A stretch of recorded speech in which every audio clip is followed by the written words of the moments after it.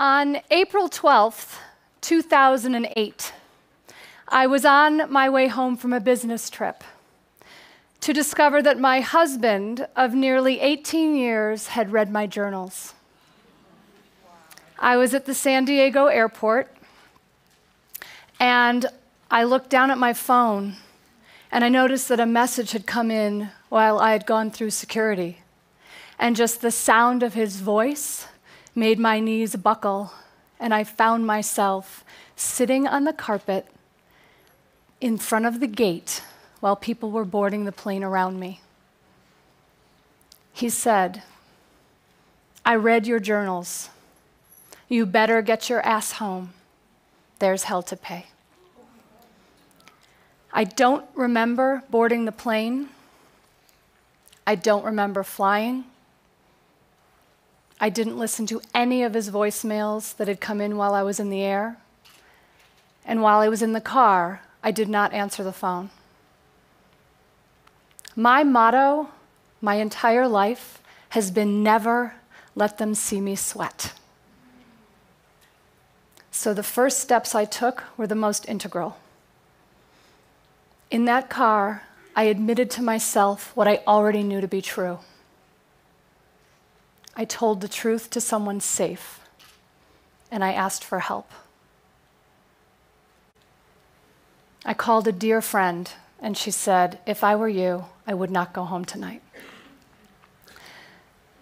She said, "If you do go talk to him, have an exit strategy and somewhere to go." I came right here to the St. Julian Hotel. I dropped my bags, and I walked the 2 blocks to my condo. As I climbed the 3 flights of stairs, he had heard me coming, and he was standing right inside the door. And as I opened it, he held 4 journals. And he said, "I'm going to Xerox pages and send them to your friends, your family, your coworkers. Let's see what they think when they know the real Nancy." So he knew my greatest fear was any sort of exposure. And no one knows how to push your buttons like someone you've been married to for 18 years. On the day we met, it was as if he said to me, "Hi, I am broken." And I said, "Great, I am Superwoman and I will fix you." And our core wounds were a marriage made in heaven. And as the marriage progressed, and as we became more enmeshed, and as I sublimated all of my own desires to fulfill all of his, I stopped living my own life. So in that moment, as I stood in the hallway, as he was holding the journals, I knew that I had a choice. I had known my marriage had been crumbling for quite some time. I could either go back to sleep, or I could get about the business of moving on with my life. I've written since I was 11 years old. I had over 70 volumes of my personal journal. The day after he read them, I destroyed them all. I did not write for 2 more years. And then I started writing on tiny pieces of paper that I would still rip up and flush down the toilet. And then I started writing on my computer and storing everything on a thumb drive that I carried with me everywhere.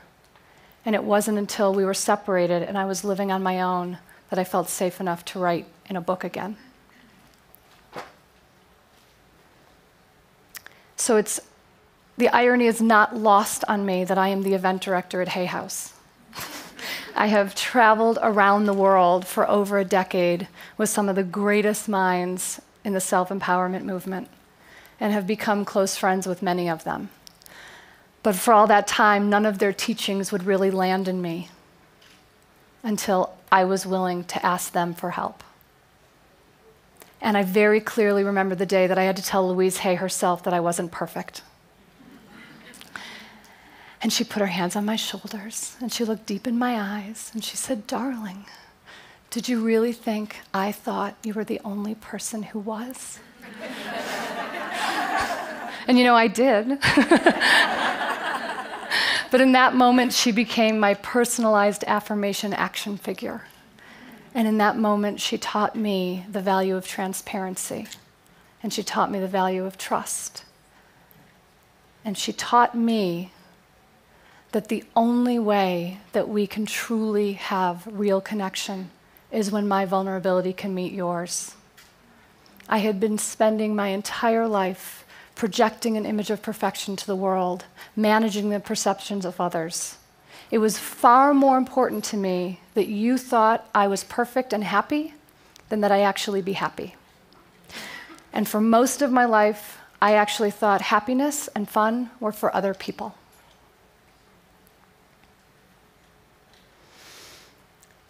In 2010, I was living between my sister's house, my dear friend and mentor, the late Debbie Ford's house, and another dear friend, Cheryl Richardson's house.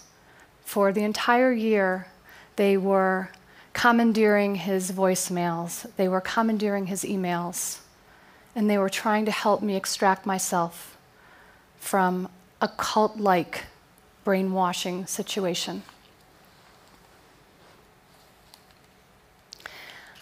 I came to understand that it was no longer about saving the marriage or fixing him. It was only about healing myself. Because the true betrayal are the moments when we do abandon ourselves for the people-pleasing of others. Ironically, that same year, 2 of my coworkers at Hay House were getting married, and as I was really in the trenches of going through my divorce, they asked me if I would write a poem for their wedding. I have a master's in poetry. It was nothing I ever thought I would do anything with. It was just something that was important to me, but I never imagined I would publish a book. I never imagined I would even be up here speaking. So it's very interesting how really the most absolute devastating experience of my life going through my divorce was what catapulted me into this next phase of my life. So I read that poem at their wedding, and the president of Hay House actually heard the poem. And he was the one who encouraged me, and he said, oh, you're a real poet. And he said, why don't you start sharing your poetry before the keynotes at the conferences that you're emceeing and producing? And so I started to do that. And then he said, why don't you start sharing bits of your story? And I was very reluctant. I thought, isn't change, vulnerability, divorce a little niche market? Who's going to resonate? These are very personal pieces. But the truth is that the more specific, the more universal. And so for me to have come around in such a way of being the one behind the scenes, the one producing, the one putting all the people out there to share their messages, for me to have been able to be in a circumstance where I was finally able to let in the teachings and to learn and to be able to really go into a deep state of self-inquiry and excavation and do the inner work that I needed to understand that all of the validation I'd been seeking externally, I need to resolve internally. And the truth is that no gold stars would ever be enough. So I would like to close with a poem from my book, Writing for My Life. And it's the poem that I finally wrote on the morning that I filed for divorce. Hourglass, a last love poem. I loved you as much as I could, as long as I could, hard as I could, hard as it was, steadily holding on to the small piece of maybe that was finally destroyed. I have done all I can. We came together in our respective corners at the bottom of an hourglass, with our own strengths, our own wounds. Marriage is to be found in the voyage through the tiny neck of this timepiece. crossing up and over to the opposite quadrants, those qualities of the other, missing in ourselves, are to be absorbed for each to become whole. My love, hard as we tried, we simply did not make it through the passage. The wounds too deep, the rage too loud, the voice too silent. And though I love you, I cannot be married to you. I lost myself in the giving of everything to you. I now know heartbreak in one is a pain unable to be healed by the other. We can only heal ourselves.